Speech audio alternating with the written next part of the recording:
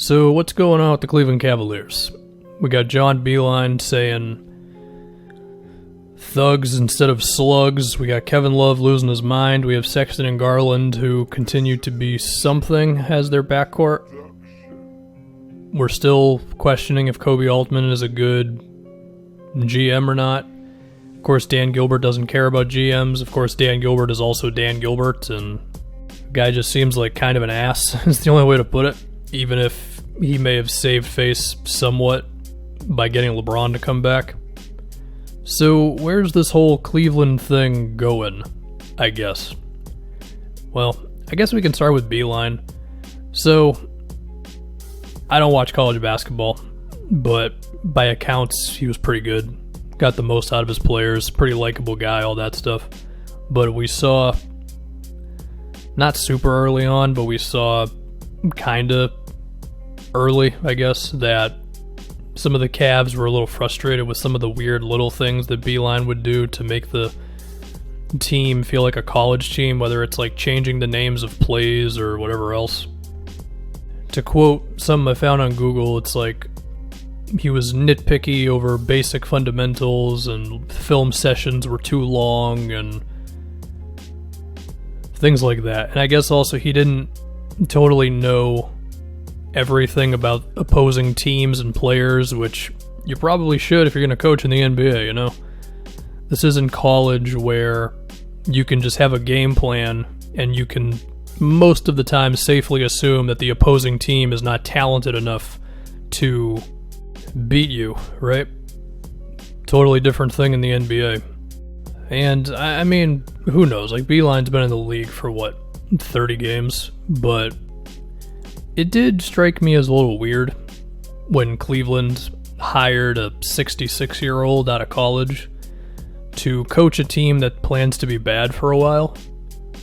Now, to be nice to Beilein, he did step into a situation where even if the players were all nice to each other, I think there was definitely some tension between the vets wanting to be respectable and Sexton last year, Garland this year, in terms of basically everything. I mean, shot selection and playmaking and all that stuff, right?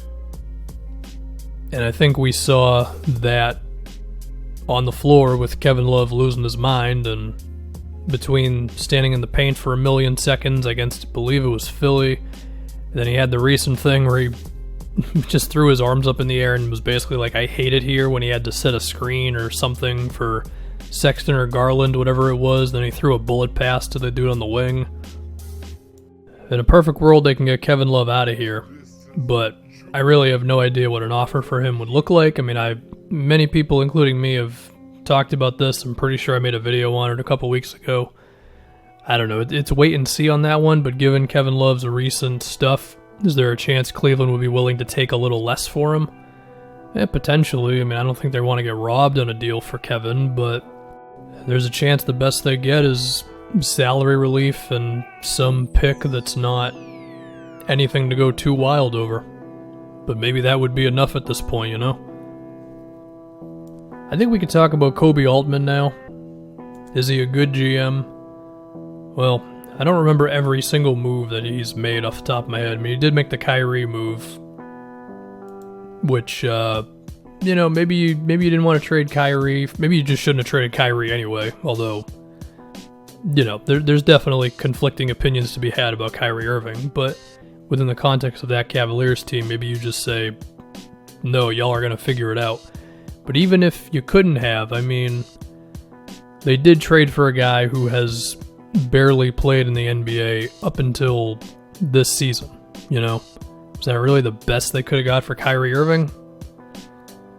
I mean, there might have been some influence from Kyrie in terms of where he would want to get moved or whatever, but it's tough to believe that was really the best offer. And it's also tough to believe they really were just saying to themselves, yeah, we just traded our 24 or 5-year-old star point guard, but hopefully Isaiah is going to be healthy.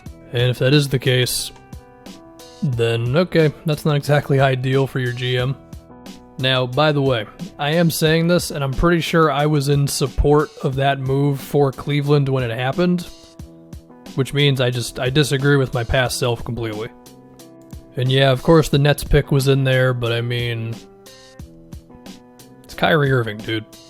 Is one of the things you're going to trade for Kyrie Irving the hope that a 5'11 dude is healthy? Anyway, there was that. There was the drafting of Colin Sexton. And, I mean, I think the word is still out on him. His playmaking needs to get better. It was a little better towards the end of last season. It has not improved this year. His three-point percentage is down. Take it for whatever you will. If we look at the guys drafted after him, I mean, Kevin Knox, Mikal Bridges, Shea, Michael Porter Jr. at 14. Like, okay, there were, definitely Porter and Shea you could rationalize drafting over Sexton. Knox and Bridges, well, both Bridges, Mikal and Miles. You could argue a little bit more about that, whatever.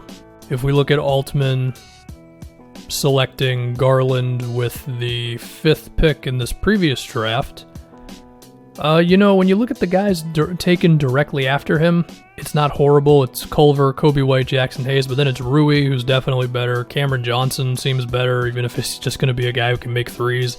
PJ Washington, Tyler Hero are definitely better. So maybe the Garland pick will be looked at as pretty bad as well.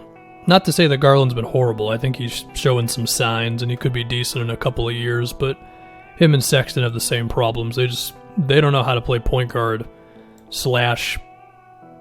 two guard who dribbles a lot in the NBA, and we're watching it unfold now. Now, Altman did just pull off the Clarkson for Exum in a second deal. Was that a good trade? I don't know, maybe not. And in terms of diamonds in the rough that Cleveland has found, I mean, Kevin Porter seems interesting. Besides that, it doesn't seem like much of anything. I mean, I don't think Larry Nance has gone to some other level. He's basically capped out as a solid player, which, okay, cool. But, that matters when you're a GM as well, the ability to find those random dudes who end up being really good. So looking at Cleveland's future draft situation, they have all their own picks. They've got an extra Bucks pick coming probably in 2022, unless the disaster scenario plays out for the Bucks.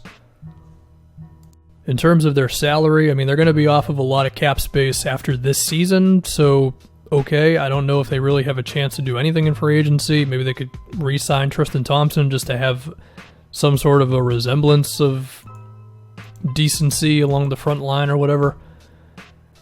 Yeah, I mean, looking forward for this team and looking what Kobe Altman's done up to this point and how it's gone so far for John Beilein, and looking at Sexton and Garland and what they could potentially get back in a Kevin Love move. I mean, I'm not exactly doing backflips over the potential of the Cavaliers' future, but at the same time, you never really know with this stuff because Nikola Jokic got drafted in the second round. Siakam went 22nd. Giannis went 15th. So that's going to keep happening. So maybe the Cavs are that team who nails that pick outside of the lottery. Also, Siakam went 27th. My bad.